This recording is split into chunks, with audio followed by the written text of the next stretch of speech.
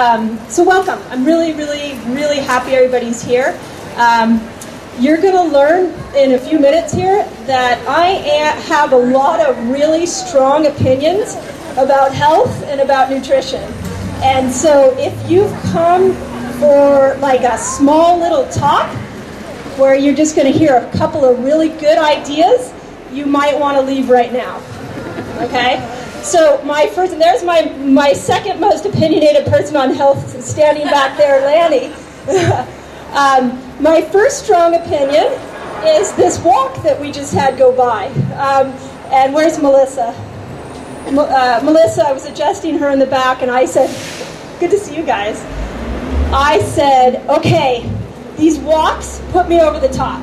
And here's why they put me over the top. If you guys spend the next 2 hours listening to what I have to say, and you do absolutely nothing, then my time has been wasted. If you go and you pay or you raise a bunch of money to go walk for Alzheimer's or for breast cancer or for whatever it is, and you get all this money and you go home and put trash in your body, you have wasted everybody's time. So what I have to say today is based off of science. It's based off of people who have cured themselves from cancer. We have one person who's going to talk to you at the end today that is living proof of this. And it's based off of changing your life by changing what you eat. So I love that they got all these people walking, but I think what you guys are doing right now is more beneficial than what they were doing. Okay? That's right. So that's my first thing that I have to say. Lanny, can you guys hear okay back there? Yes. Okay, good. So the second thing is I want to give you guys a little bit of a background on myself. Okay? So I hear a lot of people say to me, well, of course you can be healthy. Look at you. You're healthy. Like you were born this way, right? So my mom is here. She and my dad. I was actually over at their house last night looking for a picture of me not looking healthy so that you guys can see that what I'm about to show you today is years and years of studying and applying on myself first. Everything that I'm recommending today I'm not going to recommend anything that I've never done on myself or on my family. Okay? So, yeah, in fact, my sister always jokes to my husband and says, do you ever get worried when Mindy brings home a new cleanse that, like, now you're going to have to do it? And that's kind of how it works. So my background, some of you guys may know it, some of you may not, but my background is that I was a competitive tennis player. I was in college competing and training 4 to 5 hours a day and partying probably about the same. And I ended up getting Epstein-Barr virus. So I actually, it's a longer story behind that, but I ended up having surgery on my legs, and I ended up getting Epstein-Barr virus, which is chronic fatigue syndrome. Has anybody heard of that or had that? Okay. So I came home on a winter break, and my mom said, well, maybe you just need to sleep a little bit. So I literally slept for a week. I would get up, I would eat, I'd go back to bed. And I was 19 years old at the time, and I was a top-level athlete. So we did this for about 2 weeks, and it was getting closer and closer to the time when I was going to have to go back to school. And so my mom took me to the specialist, and we're going to talk a lot about that today. You know, the specialist isn't always the person that you think they're the specialist, but guess what? They don't always have the answers. So this very medically intelligent-looking medical doctor, I remember it so vividly, was behind a desk, and he looked at me and he said, well, here are the drugs that we know work for this kind of condition. We'll just start at the top. And we'll give her the first one, and we'll see how she does. And then if that doesn't work after a couple months, we'll give her the next one, and we'll see how she does. And then if that doesn't work, we'll just go down the line. And I remember the list. The list had hatchet marks on it for how many times it had worked for chronic fatigue for people. So my mom grabbed me, and then he said, my mom said, well, can she go back to school? I was a junior in college. Can she go back to school? And he said, well, does she look like she can go back to school? And my mom said, thank you very much, and grabbed me, and we went immediately from that visit to her medical doctor, who is a licensed acupuncturist and nutritionist. And on that same day, he turned to me and he said, you need to get off of these foods, you need to eat these foods, and you need to take these vitamins. Within 2 weeks of doing what he had asked, I was back on a plane, back to college. And the only thing that I changed was my diet. So a lot of what I'm going to teach you today comes from that experience. That if you guys, I mean, I will talk about it here in a second, but if you guys are trying to heal from something, understand that you have the power to do that. If you want to heal from it, you can make that choice right now, today. I'm going to give you one piece of it, but I'll show you sort of the complete picture of what you can do.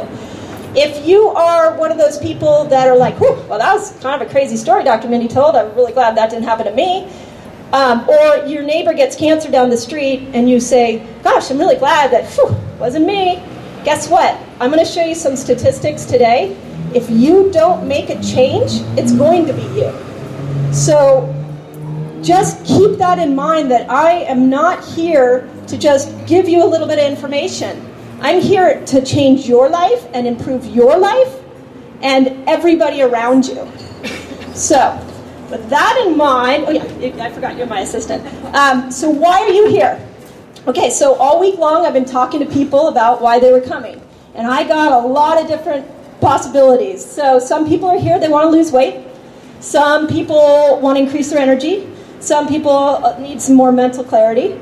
Some people are, I know for a fact there are people in here that are trying to heal from cancer. Some people are a little spooked because there's a whole bunch of people that are now getting cancer in their life and they want to prevent cancer. Some people are wanting to get off of medication for heart disease. Some people just want to heal from a diagnosis that they've been given that they don't know what to do. And some people want to just look better. So, go ahead. Okay, so why are we here? So I kind of explained this a little bit already, but our healthcare, and I'm going to show you here in a second, is in crisis. So if you came to this talk thinking that our healthcare system is working, I have to tell you that it's not. And I'm going to show you some statistics. When you get a diagnosis these days, you're like going along, I'm good, like everything's fine in my life, and bam, I have cancer now. Or bam, I've got high blood pressure, and now I'm on all these different medications. This is what I call old school healthcare. It's what, those of us that are older, that's the way we were raised. You just didn't do anything. You didn't go to the doctor. You didn't worry about it until you had a diagnosis. So I can't emphasize this enough that that style of healthcare, if you listen to what I have to say and you continue to operate in that way, you are playing Russian roulette.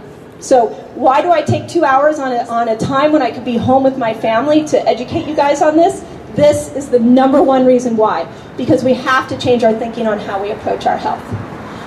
Go back 1 second. So the other thing I want to do is, for a lot of you guys that are patients in my office, I want this to be a beginning of a conversation. So I've been working on this PowerPoint for about the last week and a half. And now the stuff in here I've been working on for the last 20 years of my life. But I've changed it, I've refined it, I've tried to make it better, tried to take some stuff out. I don't want to overwhelm you, I don't want to underwhelm you. But for those of you that are patients in my office, this is the beginning of a conversation. I want you to take this information and we keep talking about it and keep applying it and learning and working together to be healthy. And those of you that aren't patients, I invite you to join our community. We're doing lots of great things like this. This is the beginning of many, many, many talks and many, many nights. So if you leave here with more questions, then I've done a good job. Okay? Go ahead. Okay, next thing is I got a few guidelines for this talk. So I attended a talk one day, I was taking a class at my church, and the Reverend said, if you get agitated by anything I say, don't get mad at me. I just hit a button, and you installed that button. So I just have to pass that along, that there's going to be some statistics and some things I say today, and your brain is going to say, that's not right. I don't know what she's talking about. Where did she get that statistic? I don't know. I could never do that. I could never do that. It's going to be something that's going to show up a lot. So if that comes to your attention, I want you to just give it a label. Ah, that's a button. Well, I could never get off grains. I love my toast. Okay, well, do you love cancer or your toast? Like, those are the kind of things you're going to have to sort of wrestle in your own mind, okay? If my philosophy when I go to a seminar always is, if I get one thing and I change it after that seminar, then it was well worth my time. So I want you to take one thing today, and I want you to change it and apply it and do it differently. Okay, so that's another one of my guidelines today. Okay, go ahead and to the next one. So if you haven't figured out yet, our healthcare, the way we, and here, I put this on here because I really like this. The way we approach our health is not working. Okay, so understand there are pieces of our healthcare system that's working. So here's a button. Maybe you are sitting here going, I love my GP. My GP is fantastic. He always goes over diet stuff with me. He always listens to me with my medication. He knows what medications I'm on. I'm not dissing that. I want to keep you out of your GP's office. I want you to understand that how you approach your health has to change. If you're doing it with blindly, then you're not going to get where you want to get. Okay? Go ahead.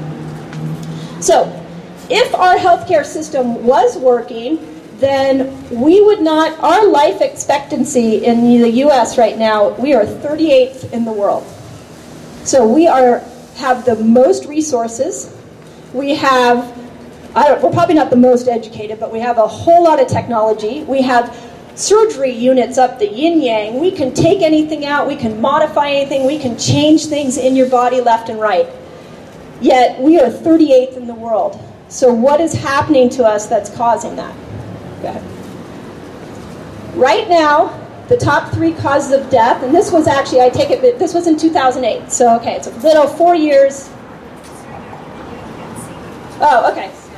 Do you want me to step, is that better? Okay. So, I'll try to step back this way.